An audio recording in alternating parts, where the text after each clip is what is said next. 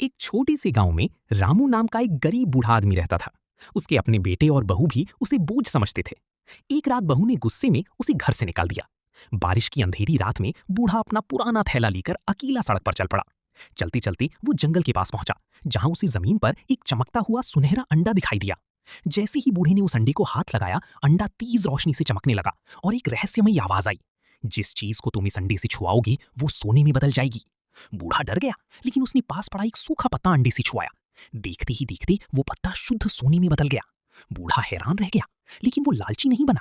उसने उस जादुई अंडे की मदद से गांव के गरीब लोगों की सहायता करनी शुरू कर दी। किसी को खाना दिया, किसी का इलाज करवाया, किसी के बच्चों की पढ़ाई का खर्च उठाया। धीरे धीरे पूरा गांव बूढ़े की अच्छाई की तारीफ करने लगा। अब वही बूढ़ा जिसे कभी घर से निकाल दिया गया था, पूरी गांव का सबसे सम्मानित इंसान बन गया। एक दिन उसका बेटा और बहू शर्मिंदा होकर उसके पास आई और रोते हुए माफी मांगने लगे। बूढ़ा मुस्कुराकर बोला, गरीबी इंसान को छोटा नहीं बनाती, बुरी कर्म इंसान को छोटा बना देते हैं। तभी अचानक वो जादुई अंडा आसमान में चमकता हुआ ऊपर उड़ने लगा और कुछ ही पल में गायब हो गया, जैसे वो सिर्फ बूढ़े की किस्मत बदलने धरती पर आया था। उस दिन के बाद बूढ़ा